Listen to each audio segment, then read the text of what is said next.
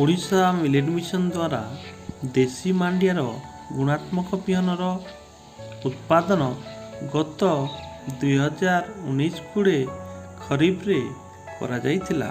ମାସ୍ selection ଓ ପିଅରଲାଇନ୍ selection ଜରିଆରେ ଲାଲସୁରୁ ମାଣ୍ଡିଆର ବିହନ ଉତ୍ପାଦନ କରାଯାଇଥିଲା। ଲାଲସୁରୁ ମାଣ୍ଡିଆ 120 ଦିନିଆ ଅଟେ। ଏହି ବିହନକୁ ଚାଷୀମାନେ ପିଭିଟି ଦ୍ୱାରା ଚୟନ କରିଥିଲେ। ଏହି ଟ୍ରାଏଲ୍ ଓଡ଼ିଶା ମିଲେଟ୍ ମିଶନ ଜରିଆରେ ଆତ୍ମା କଳାହାଣ୍ଡି, ୱାସନ୍ ଓ ସହଭାଗୀ ବିକାଶ ଅଭିଯାନର ସହଭାଗିତାରେ ନର୍ଲା ବ୍ଲକ ସ୍ଥିତ ବଲପସପୁର ଗ୍ରାମର ରଜନୀ ସାହୁଙ୍କ 0.6 ହେକ୍ଟର ଜମିରେ କରାଯାଇଥିଲା।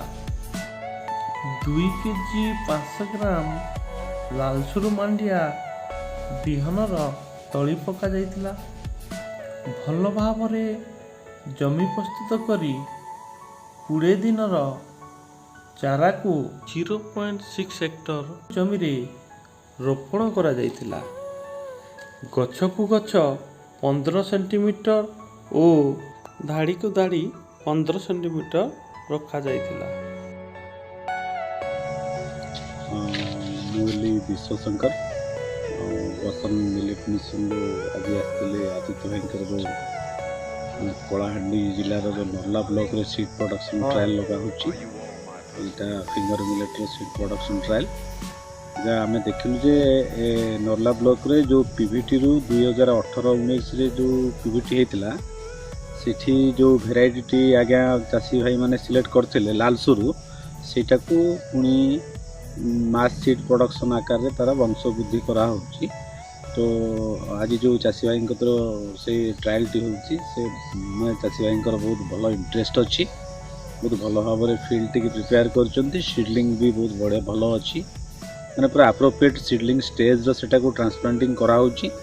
ଆମର ଏଇ ଯେଉଁ ମିଲେଟ୍ ସିଡ୍ ପ୍ରଡକ୍ସନ୍ କରିବାର ମୁଖ୍ୟ ଉଦ୍ଦେଶ୍ୟ ହେଲା ଆମେ ଯେମିତି ପୁରା ୟାକୁ ଗୋଟେ ପୁରା ପିଓରିଟି ଲେଭେଲକୁ ଆଣିବା। ଆଣି ସାରିଲା ପରେ डिफरेंट मैनेजमेंट करिकी रोगिंग कर सारा पर आम पूरा physical purity genetic purity maintain कर सारिकी केमती आमर जो कम्युनिटी सीड बैंक मैनेजमेंट अच्छी से सीड बैंक रे जेमती ए लालसुरु मांडियाटा प्रचुर परिमाण में रही पारिबो एवं सबु चाषी जेमती ए मांडियाटी को नहीं कि उपकृत हो पारिबे। तो आमर मुख्य ऑब्जेक्टिव सेटा थी। आमे से ऑब्जेक्टिव की नहीं कि आमर सीड बैंक रे ए मंजी को हमें मोर ना रजनीकांत सा बलबसपुर मुई मिलेट मिशन रे आज 1 वर्ष है चाषबास करुच्ची। गला वर्ष भी मिलेटर सब प्रत्येक भेराइटी होता से भितर लालसरू मांडिया गोटे भल भेराइटी समस्ते बाछि थिले। सब चाषी आसते 60-70 जन चाषी थे भुवनेश्वर आसते से मांडिया को बिहन हिसाब से करवाई वर्ष मत गोटे हेक्टर देते मुझे आज रोचे। ये बिहनटा बहुत भल बिहन चाषी मैंने पुराना बिहन करुले भल न 3 मास भी होता। आज ये बिहन कलापर चाषी मैंने पाइपर और उपकृत है। ये लालसरू मंडिया एबे चारा मु पकाई जून 13 तारीख रे एबे रुईबा बतर हो गला रुआ होची। 15 सेंटीमीटर रूपा होची। भल उत्पादन हम ई वर्ष सीड्स लगे प्रथम करी करा जाउची। जिया खत देसी खत भी दिया जाउची।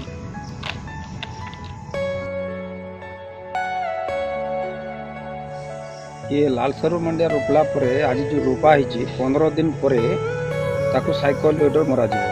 तापरे सेठारे जिया साथ देसी खत देकर ओडर मरा हुए।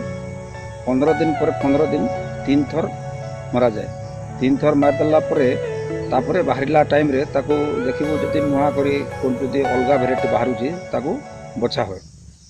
बना पाचिला पर्यंत ताकू बाछिबाकू पड़ुची। लालसरू मंडिया सिलेक्शन है कि वर्ष इटा सीड्स लगी कराई भल होइचे कराई आरो एबे पूरा फुल आसी केते परसेंट खंड फुल परसेंट 100% आसी 100% आसी। 2 3 4 5 6 7 8 9 গাড়ি গলা গড়ি গড়ি মরিয়া জগা মা ধাড়ি কে ধাড়ি আমার ক্ষেতকে দে মা সজাড়ি সজনী তম চাবলে আমার চিনি সজনী তম চাবলে আমার চিনি সজনী।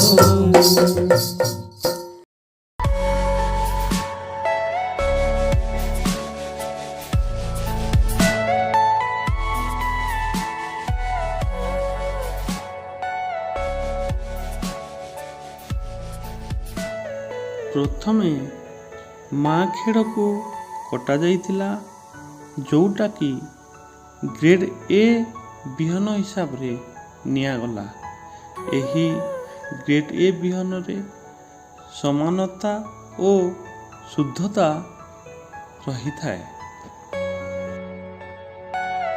ତାପରେ ଥିବା ଅନ୍ୟାନ୍ୟ ଖେଡ଼ଗୁଡ଼ାକୁ କାଟି ଗ୍ରେଡ୍ ବି ବିହନ ହିସାବରେ ନିଆଗଲା।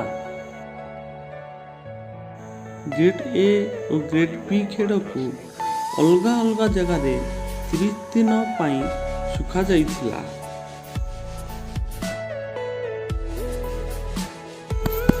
ଗ୍ରେଡ୍ ଏ ଓ ଗ୍ରେଡ୍ ବି ଖେଡ଼କୁ ସେପାରେଟଲି থ্রেশিং କରାଯାଇଥିଲା।